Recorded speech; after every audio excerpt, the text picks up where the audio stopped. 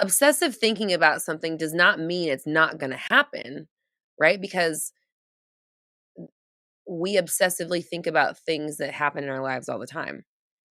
It's it's the do you inevitably know or expect that it's gonna happen, or are you worried that it's not? I would say that would be the difference between the right kind of obsessing and the wrong kind of obsessing, if that.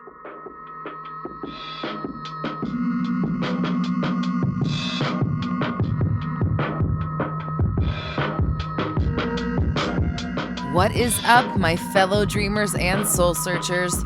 Welcome to the Roxy Talks Manifestation Podcast, your raw, unfiltered, and unapologetic source for all things manifestation related. I'm Roxy Lee, and for the last decade, I have been researching and developing my signature 360 method, which combines behavioral science, quantum physics, and the law of attraction to help you manifest a life beyond your wildest dreams. Visit roxytalks.com for more info. Now, let's get into it.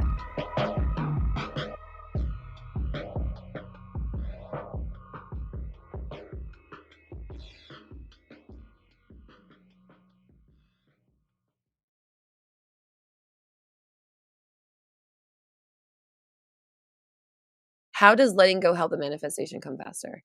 Okay.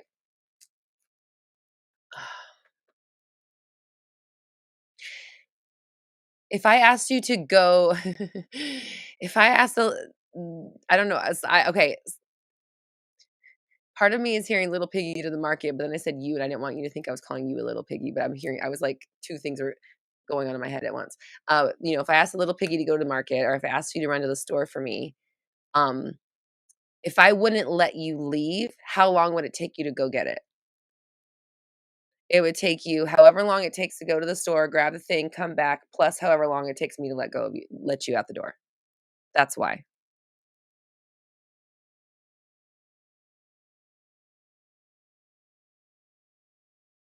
I got SP to contact me within 10 minutes of heavily affirming after 5 months of no contact. It was everything I wanted. And the next day he was complete opposite and now no contact. What do I do? Let me ask you a question.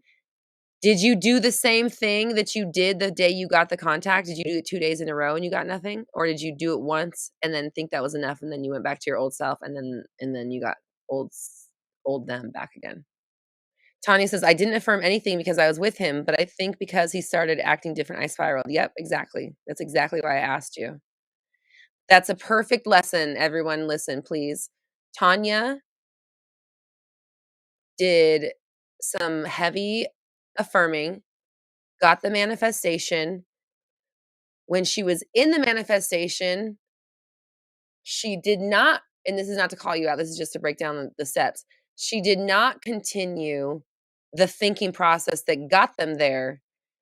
She went back to her old ways, and I mean this with love, and it's just because 'cause I'm a coach and I know how it goes, and that's why he started acting different, which then you reacted to with the spiral, right? But, it's when you let the new chosen thoughts go and start, like, going back to your old ways, they come through the same old way, so you have to maintain those thoughts that you were thinking about, him that made him come through, that worked, but you have to, maintain them. You can't stop.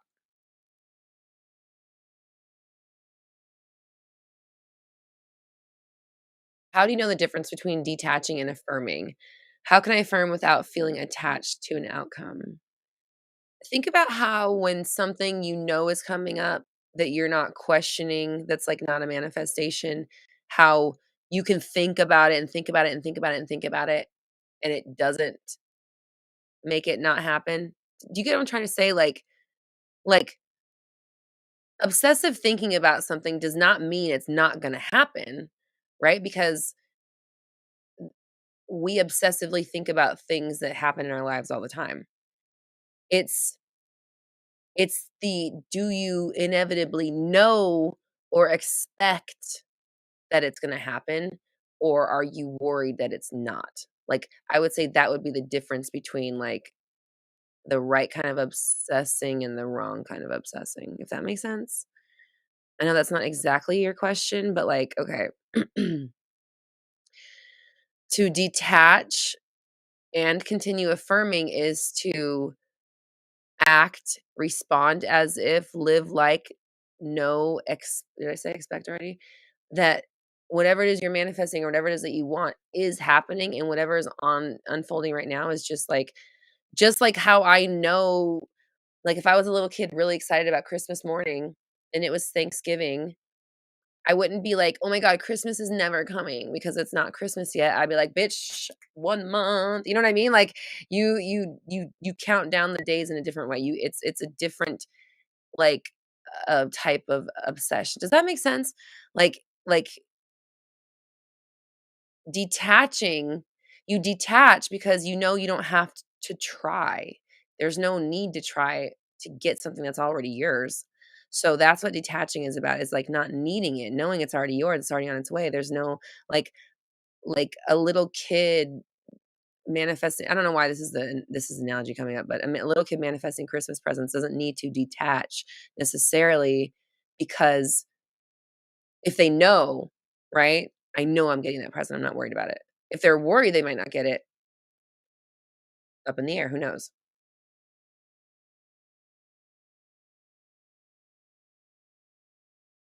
Why do supporters of the law of attraction community say that free will exists? Again, I'm going to defer to Bashar. And Dejan just asked, is Bashar his real name? No, his real name is Daryl Anka, and he channels an entity called Bashar. And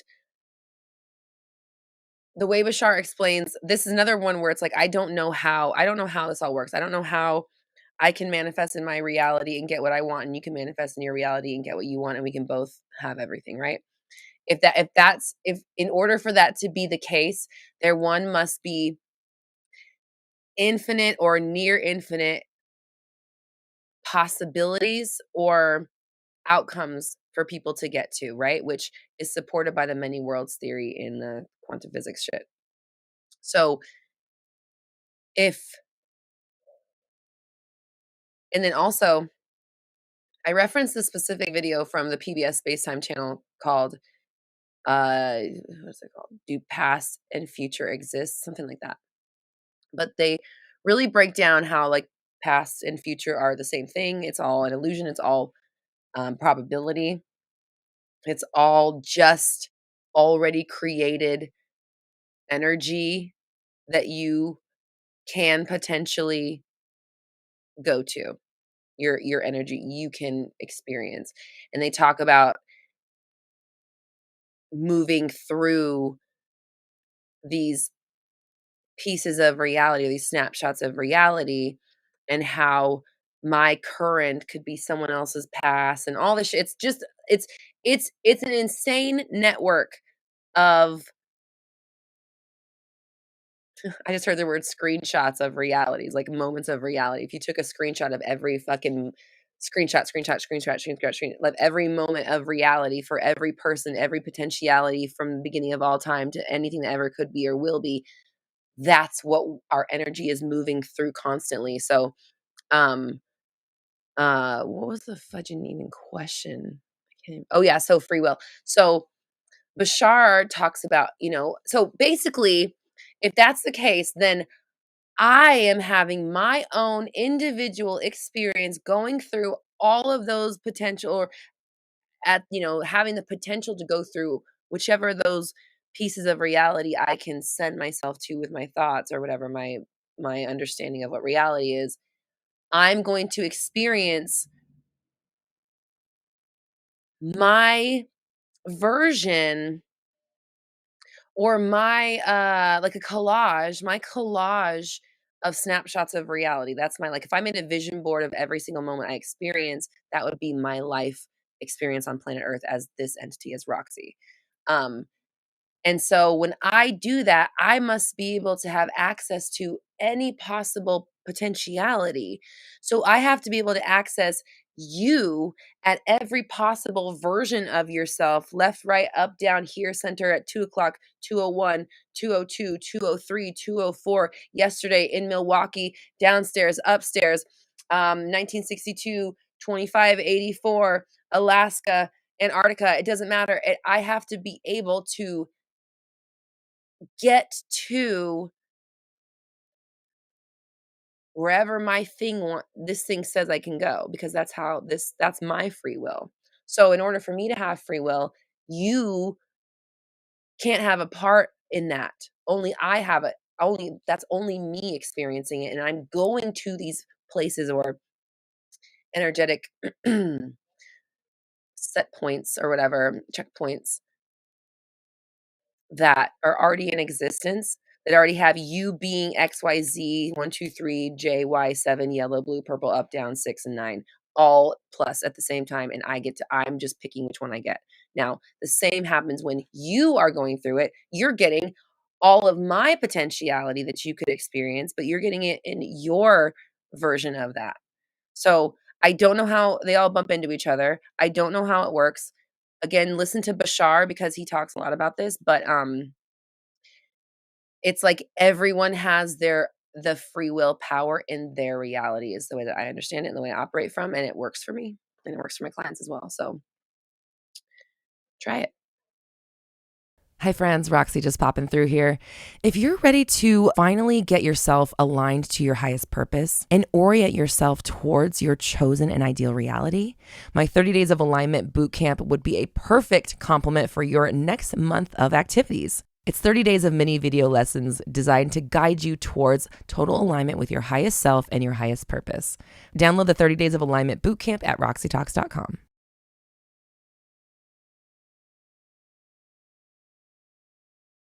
What sign did you get to redirect your career path temporarily? How did you know Roxy Talks is my new path? I'm supposed to be doing this, still seeking mine. I had an existential crisis. I what happened was I was a singer. I was working towards putting out my first like album, and when it came to the release time, I felt like completely empty and completely numb. I had no joy in it. I was just like, I think I'm gonna quit music. Like that's how I felt at my like what should have been like the biggest night of my music career so far. I felt absolutely nothing, and I was like, meh. Next, like, I don't know, I just was over it. I just felt like it was all of my passion that I had had my entire life for music was just gone. And it was really weird, and I had never in my entire life had any plan of being anything else but a singer. I had no backup. I mean, I was doing modeling, but the only reason I did that was just because I was wanting to grow an audience that I could put my music out to. So it wasn't like I ever had there was no backup plan. I did have a degree in behavioral science, but I never planned on using it. Um, and I never had used it actually up until that point. And I didn't know what the hell I was gonna do. I had no clue. It was like the first time I had no sense of identity. Not that I didn't know who I was as a person, but like I didn't know who I was to the world anymore. And it was hard for a while, and I just like really felt very lost. So I started watching YouTube videos, and I was watching Elliot Hulse. I was watching him, and I don't e, I really didn't even know about the world of like motivation on YouTube. That was like the first thing that I came across was him. And if you know anything about his content, you realize like it's so different than nothing bad about him. It's just very like super masculine type. He literally like, "Bro, do you have a dick in your pants?" Like, that's the kinda shit that he would say, so it's obviously, like, not like, what I necessarily would be listening to, but I also, like, respond to, like, that kind of, like, encouragement, I guess you could say. So I started listening to Elliot Hulse, and I recognized, I was like, I wanna do that. Like, I could tell that I wanted to be like that. I wanna motivate people like that. I wanna tell people that they can fucking blah, blah, blah, blah. But then it would be like, "Bitch, you don't even know what you're doing. You don't even know who you are. Who are you gonna motivate, and what are you gonna motivate them to do?" And, like, that's how I felt was, like, I would be like, "Oh, I wanna do that." Yeah, right, and who's gonna listen to you? What are you gonna motivate them to? What do you even have to say? Like, what are you talking about? You don't even know what you're doing with your life. So, So that was like the cycle that I was in, and then I talked to a psychic who's still my psychic today, actually, or to this day. I talked to her on Wednesday this week. I'm really excited. But, that was the first time I ever talked to her. This was in, 2018, and, she told me, she's like, "I see 4 paths in front of you." Um, she's like, "You could literally," she's like, "You could do nothing and your husband would support you." She's like, "You guys probably wouldn't have a lot of money, but he would he would literally work and let you stay at home and do absolutely nothing if that's what you wanted." She's like, "You could, continue on with your music." She's like, "I do see that as, like, a passion in your life." She's like, "I see you writing."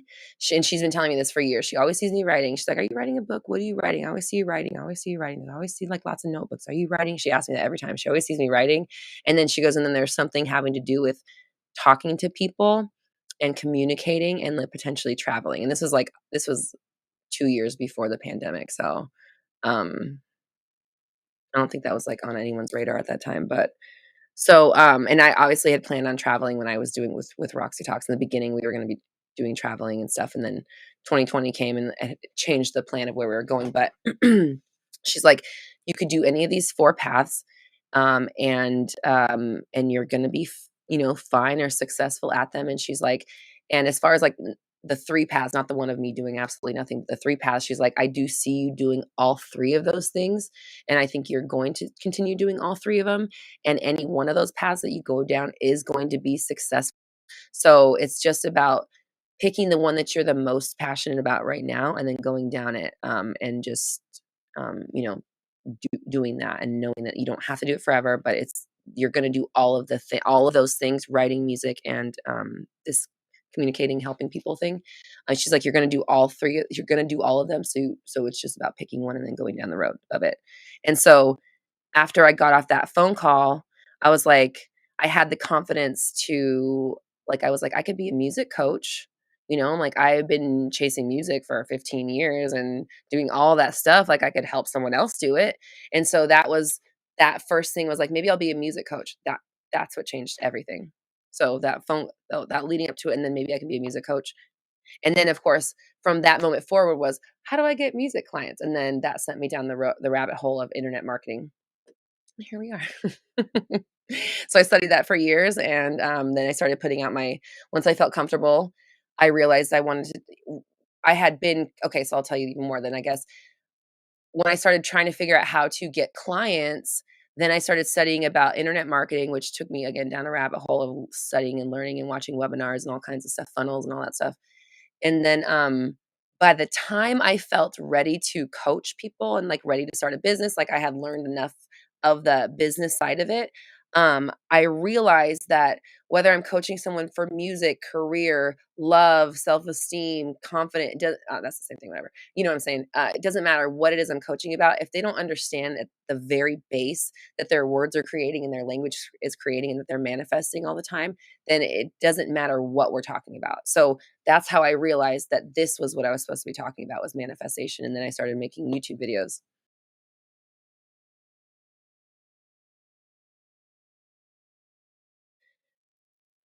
SP won't reply when I ask to hang out affirmations. Okay, they always reply. They love hanging out with you. They have such a good time when they're with you. When you're not with them, that's all they can think about. They can't wait to see you again. They can't wait to hang out with you again. They always invite you. They always ask you to hang out. They're very they reciprocate, but they're also proactive. Like, they always return the favor when you ask them out. They always respond, but they also go out of their way to invite you and include you. They make you feel important. They make you feel prioritized. You do the same to them. You have such a great connection. You love being around each other. There's such a great vibe when you're with each other. It feels like you could just talk and be with each other for hours and stuff like that. Does that help? It's really easy if you think about it. Just, like, think about what you want and then just list those things out and then make sentences out of those. They are this. This is what we do. This is how they treat me. This is how we feel about each other.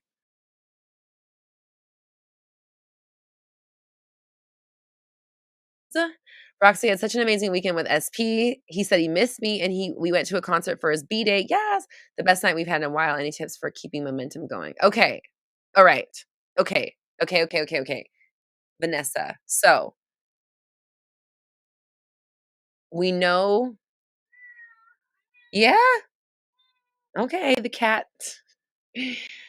We know that when the going gets good, that's when the worries start to come in, right? So, yeah, I know. I'm telling her. Yeah. So, okay. So we know that like there's the story about what he's doing when he's not with you and how long and how come and what he's willing to do whatever to be with you. Um that has got to go, right? Cuz obviously he misses you. He spent his birthday with you. You guys went to a concert. Right? So obviously you're top priority on his list. So if that's the case, then now no matter what happens, no matter how much you talk to him, how much you see him, what he says, what he doesn't say, he misses the F out of you. He loves to be around you and he puts you at top priority. He prioritizes you and he puts you in the top slot.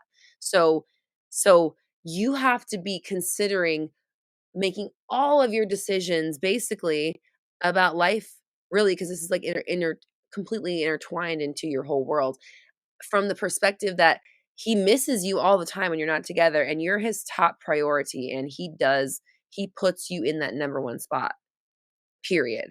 I was going to say when he can, no, not when he can, just period. He puts you are in his number one spot. And so when you're seeing 3D be fill in the blank because it doesn't matter, the story remains he misses you so much when you're not together. He can't stop thinking about it. You are his number one top priority. And so whatever he's doing is about spending as much time with you as he can. Like think about the thing that's in your number one priority spot. That's the thing that you dedicate your most attention and focus to. If you're his number one priority spot, cool. Then like if we're not in the physical same space together, that sucks for him.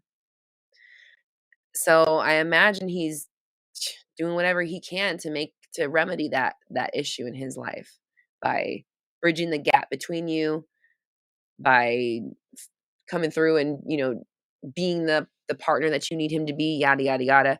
But the point is that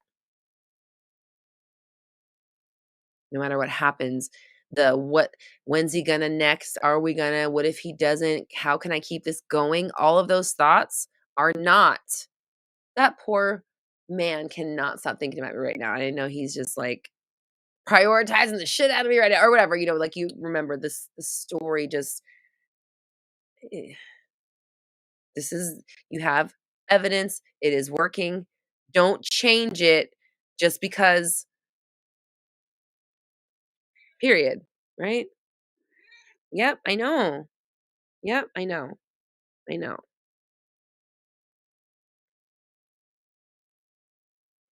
Does that make sense? And I'm super excited for you. Um and and yeah, okay. And I know this is like obviously cliche and like, okay, how do I do that? But like try to avoid putting pressure on now what? Now I got to keep this going. Now I got to blah, blah, blah. No, you don't. Now you got to just continue enjoying the hell out of your amazing life that you're manifesting. How can I keep this going? Any tips for keeping momentum going? Yeah. My tips for keeping momentum going are have a you day and celebrate yourself and what you've been able to accomplish and keeping the exciting future that you're manifesting in the forefront of your mind.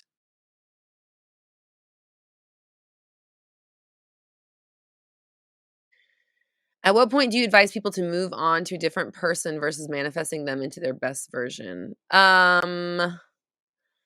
To be real honest with you, what I heard in my head is when you get to this point where you're asking.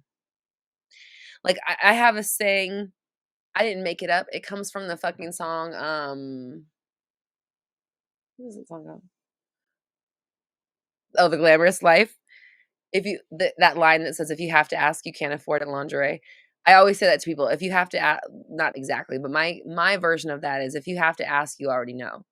So, that's my perspective, is like, if you're asking this, you already know the answer to it, and it's clearly you're sounds like you're probably tired of trying to morph someone into something that's not working, and it's like, it's not that it's not possible, it's just that, like, we have baggage and history and past that we have to, like, rework and, like, forget as we're, or, work through or manifest in spite of, whatever, how you wanna look at it, while you're trying to make these, changes with the people in your world, and not get triggered by them in the meantime, so that you don't, like, halt the manifestation from working out. So, you know, my opinion is that when you are asking, "Should I move on?" You know you should.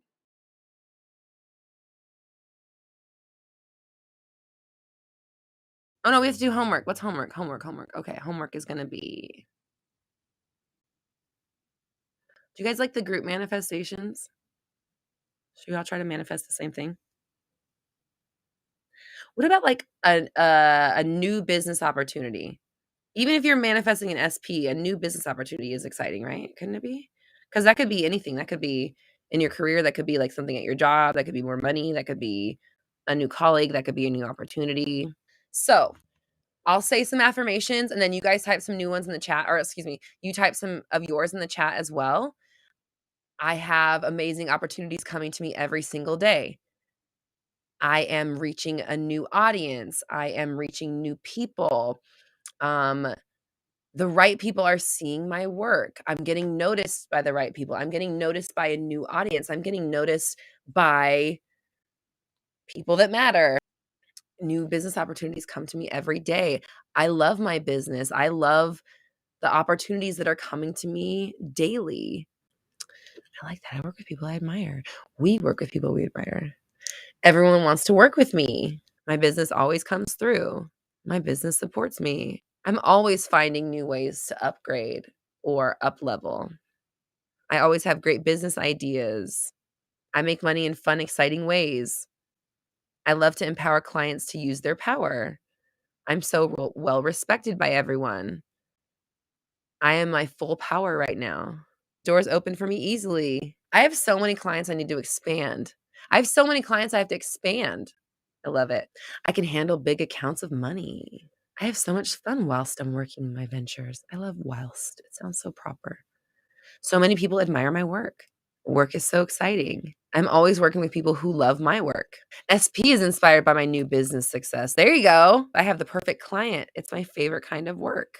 I have so many clients, I have to hire help. I'm one of the greatest artists to ever live. I need to hire an accountant because of all my income streams. I have so many income streams, I have to hire an accountant. I can't even handle it all because so much money is coming through.